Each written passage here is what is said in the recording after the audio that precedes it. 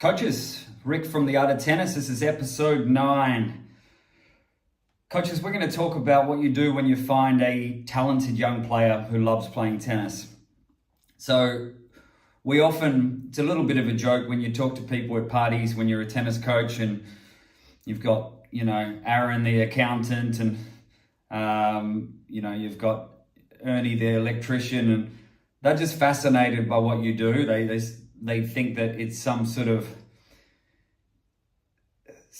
fantasy world that you live in, that you actually coach tennis. And I used to get annoyed by that. I used to find it a bit disrespectful in a way. I've come full circle and now I actually take it as a compliment that they genuinely go, wow, you get to do this for a job. So now I take it as a compliment. But one of the common questions you get from people at a gathering is, so you got any up and coming stars? Because I guess you've got people are, they're basing this around watching the Australian Open, watching Wimbledon, Davis Cup, Fed Cup, they're seeing it from a position that tennis is, you're producing the next Hewitt, the next, I was going to say Kyrgios, it's always a tough example. De Minaur, whoever it might be, the next Ash Barty, really great example. And so it's going to be a common question, are you producing the next champion? And as coaches, especially at a club level, we sort of are interested in producing the next champion, but we're really busy coaching the year 3 kid whose elbow goes funny on his forehand and likes to whack the ball over the fence when no one's watching. So we get busy with participation kids and maybe an adult beginner class and then a private lesson. And they're not all going to be passionate kids who genuinely have a pathway to become great players. But when we do get one, now we'll normally find them in a group. They'll probably go to a private lesson, or you'll suggest a private lesson to them early to get the most out of their ability. But when you find them, it's exciting, and I think at its core, it's why I coach, is by finding these little individual players and seeing that as a 10-year picture. What you've got to be careful of is you don't want to prioritize them over the next person. A lesson is a lesson. Okay, so you need to give the same time and energy to one as you would to the group that's happening afterwards. But the big difference is maybe in that group lesson or a different lesson where the kids are not as passionate, maybe not as talented, don't care as much. They might be more short term. They might not play for as long, so they might be more short term. They might even be just for 3 months or 1 term. That might be it. That's their tennis experience done. Now you need to give them your engagement to try to encourage them to do a longer time period. But once you've got that kid who's really keen and, you can tell they're going to start playing competition soon and, they're picking up the skills that you're teaching early, quickly, that everything just happens a little bit quicker. Now, these kids will be one or all of these things. They'll have really good hand-eye coordination, because in tennis, it's hand-eye coordination that's a big deal. They will generally be quite quick and agile. They'll be able to move well, all right? It's rare for the really great tennis players to not move well. That even if they're a big power hitter, it's just a lot of court to cover, and especially when they're young, that court is longer because they've got little legs and they're covering the court. So it's rare they're not going to be able to move well and have really good hand-eye coordination. They're also going to be able to take on responsibility of the match themselves, because as an individual sport, when we're considering singles, in the big moments or any moment, you've only got you, all right? You've only got yourself, and that can be overwhelming to kids. That can bring out the best in kids, it can bring out the worst in kids, etc. But you will notice that not every time, but those kids who look like they're going to have a journey with tennis, they will lock in most of the time. Not all the time. They're going to have lapses where Maybe they've got expectations to beat a kid and that overwhelms them because they think, oh, what if I lose?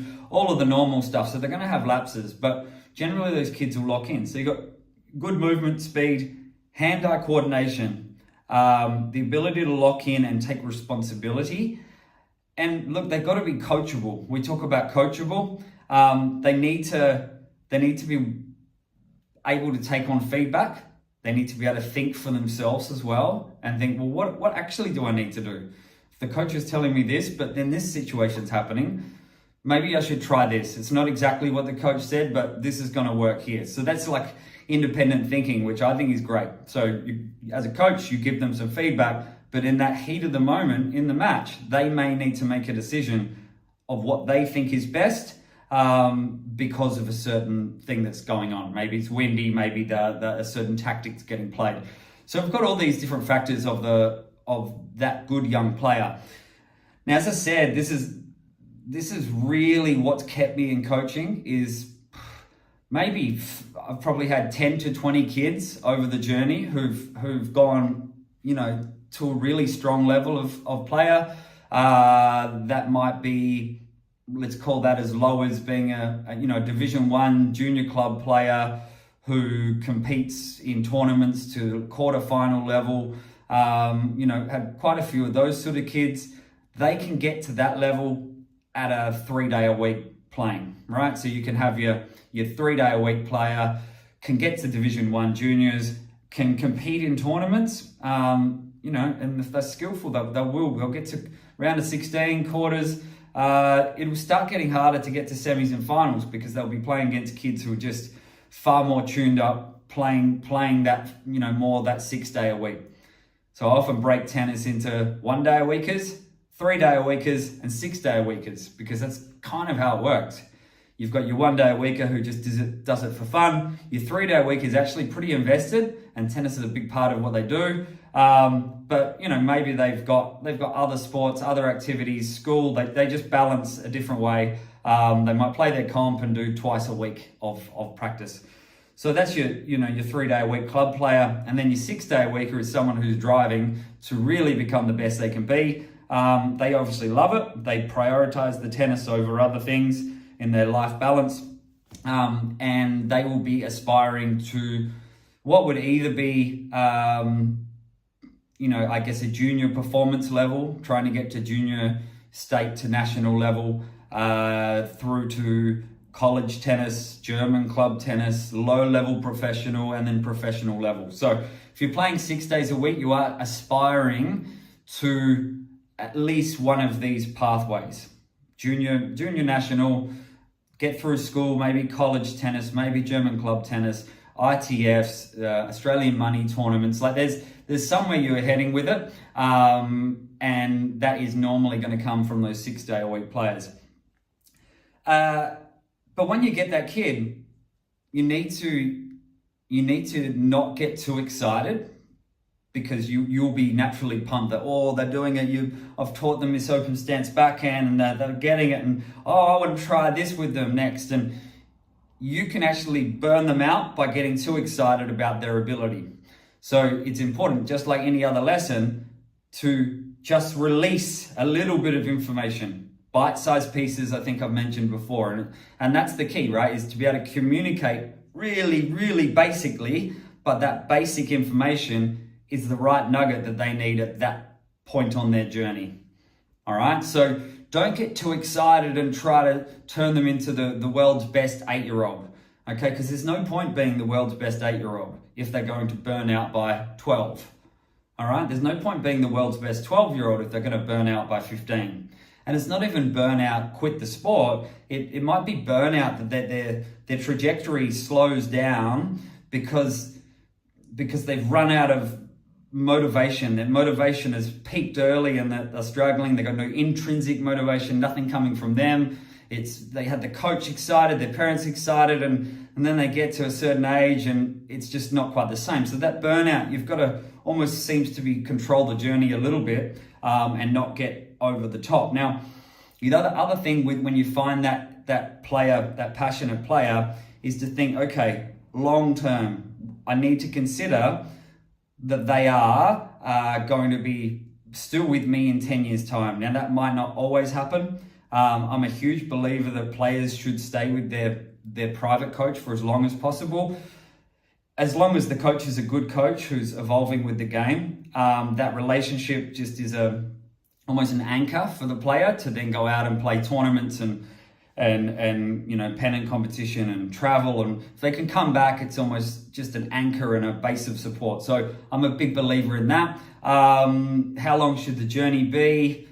Geez, not less than 5 years. You need 5 years, ideally 10 years. So if you're taking a 7-year-old to 12 years old, 7 to 12, that's fine. But really 7 to 17 is a better journey. So I am, these days now, if I get a good young player, I'm immediately thinking 10 years.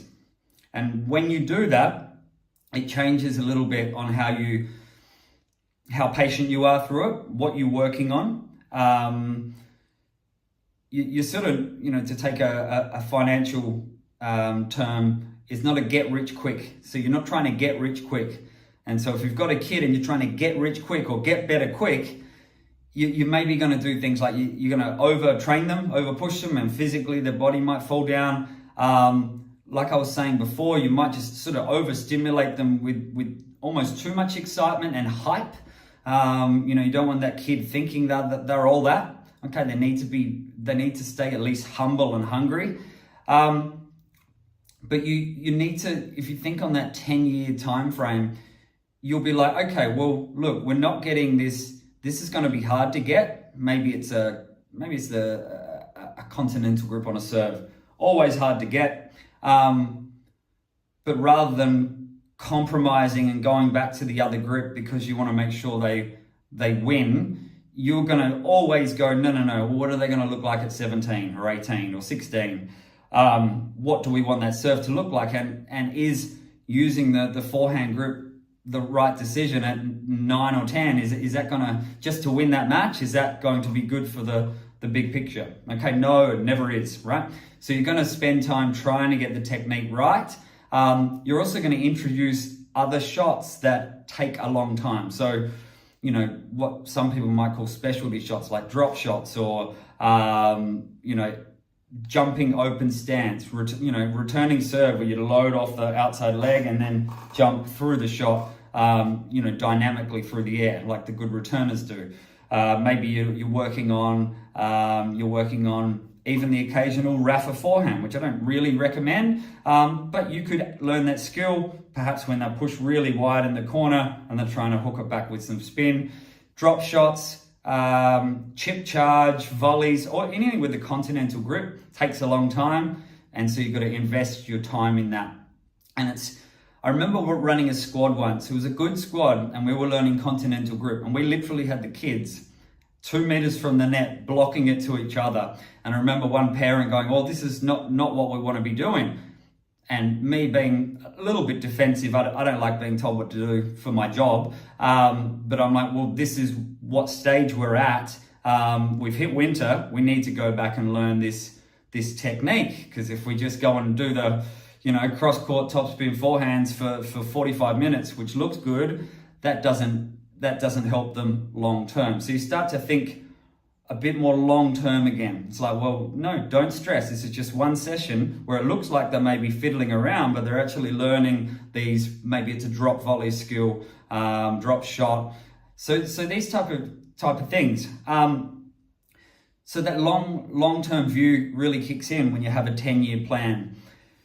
You also need to look at each individual kid and see whether they're the type who need a high level of confidence before they go to the next stage.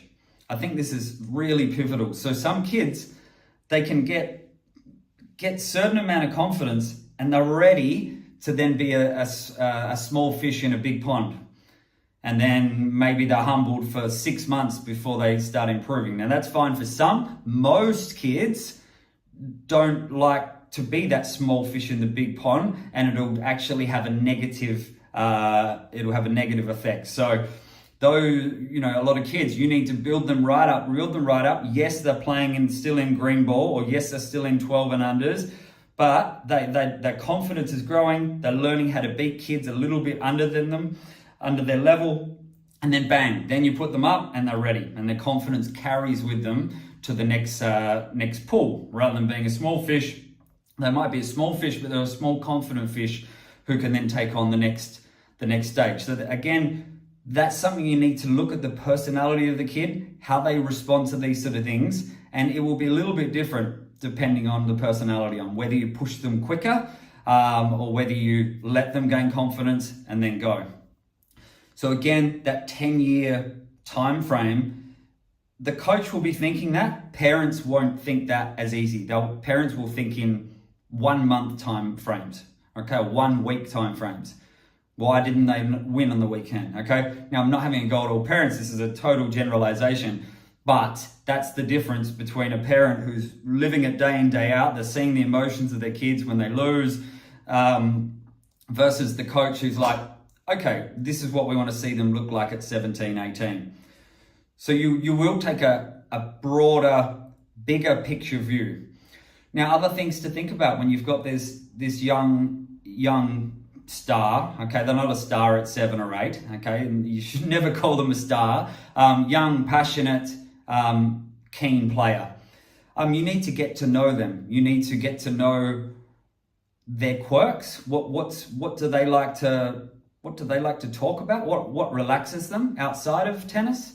Do they need a high level of fun in the sessions, or are they actually okay with quite serious?